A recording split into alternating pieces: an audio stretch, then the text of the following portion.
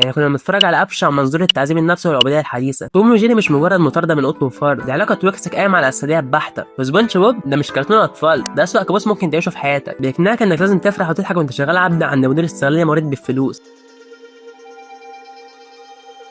حلقات سبونج بوب والقط الفار من اكتر الحاجات اللي هتلزمك لما تدقق فيها. واللي حصل ان كنت قاعد مع نفسي بالليل سهران، ظهر لي فيديو لسبونج بوب بالصدفه، اتفرجت عليه وفجاه افتكرت خناقات زمان مع اخواتي، مين الكرتون الافضل، القط والفار ولا سبونج بوب؟ انا الصراحه كنت اكبر شبيه للقط والفار، ما كنتش بحب سبونج بوب خالص لاسباب بسيطه، ما كنتش بفهم ايه اللي بيحصل، عكس القط والفار اللي كل شويه تلاقي توم بياخد على دماغه او بينفجر فيه ديناميت، وكنت بحب ده جدا. ايوه يا عزيزي، احنا بتوع القط والفار كنا مرضى نفسيين اصلا. وهنا كانت الصدمه لما بدات اركز شويه في تفاصيل الحلقات، اكتشفت اننا ما كناش بنتفرج على كرتون كوميدي بريء. عشان كده اهلا بكم في سيوري، عايزك تركز معايا دلوقتي لاننا هنعمل اقوى واعمق مقارنه نفسيه بين اشهر مدرستين في تدمير طفولتنا.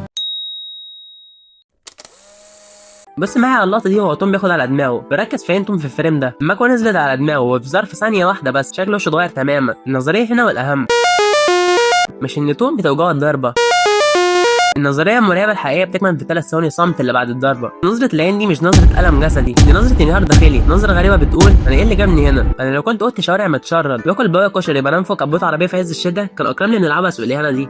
توم في اللقطه دي بيمثل المرحله الاخيره من الاستسلام النفسي المطلق، المرحله اللي بتكون فيها مشاكل حياتك اكبر من انك تصرخ او تعيط فتقعد تبص للفراغ. حرفيا لما تحلل شخصيه توم هتلاقيه من اكتر الشخصيات الكرتونيه المأساويه اللي ثابت عليه، كل يوم بيتضرب بيتهان، صاحبه البيت بتطرده، وفار بيستغله، منظومه كامله من الفشل المفروض عليه.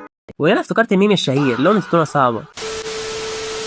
تعالى بقى نشوف جيري ونحطه تحت الميكروسكوب. لاحظت ايه؟ فار كيوت ومبتسم. لا عزيزي، الابتسامه دي ابتسامه النصر المريض. الفار ده مش مجرد ضحيه بيدافع عن نفسه، ده بيقف يراقب نتائج جريمته وانهيار توم بكل برود. جيري بيمثل الشخص السادي اللي بيستمتع استمتاع مريض بتعذيب الاضعف منه ذهنيا. فلما جيري يحب يخلص اللعبه بضربه قاضيه وما يوسخش ايده بيروح يستعين بالطرف الثالث سبايك الكلب. جيري بيلعبها بمنتهى الخبث، بيروح يوقع ابن سبايك او يكسر بيته ويستخبى ورا الشجره ويشاور على توم. وسبايك عشان بيفكر بعضلاته من غير عقل بيروح يمسك توم وينزل فيه ضرب. يعني زينا احنا صغيرين نروح نعمل المصيبه ونقول ان مش احنا اللي عملناها، ده هو اللي عملها. توم هنا محبوس في دايره مغلقه بين سريه فار خبيث بيخطط ويدبر، وغباء كلب متوحش بينفذ من غير ما يفكر. منظومه كامله مجهزه عشان تخليه هو دايما الطرف الخسران. The loser standing small.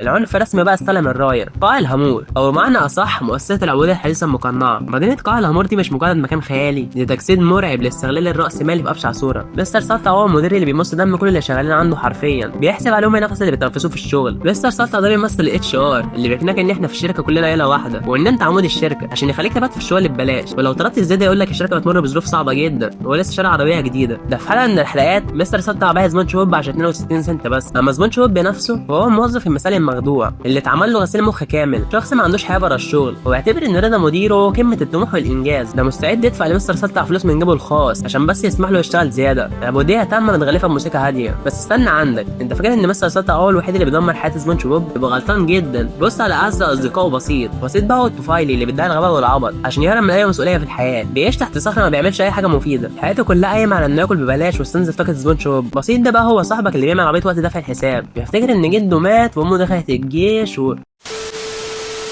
ولما سبونج بوب بيقع في مشكله حقيقيه تلاقي تليفون باصت فجاه بقى فاتح طيران وبيخلع عشان ينجو بنفسه. غباوه ده مجرد سلاح دفاعي، وعشان كده البطل المظلوم الحقيقي في القصه دي كلها هو شفيق. وانت صغير كنت بتفرح شفيق جدا وتشوفه شخص نكدي ورخم، بس لما كبرت واشتغلت وشفت الواقع اكتشفت ان انت بقيت شفيق. شفيق هو انا وانت وكل واحد فينا بعد ما اكتشف ان احلامه وطموحاته الفنيه كلها اتفرمت تحت عجله الحياه. شفيق هو الشخص المطحون المجبر يشتغل شغلانه بيكرهها مع مدير بيستغله وزميل عمل مش طايقه عشان بس يقدر يسدد الايجار، وبقى اقصى طموحه يرجع ينام من غير ما حد يكلمه. شفيق مش نكدي، شفيق هو اكتر شخصيه وكيان في الكرتون ده.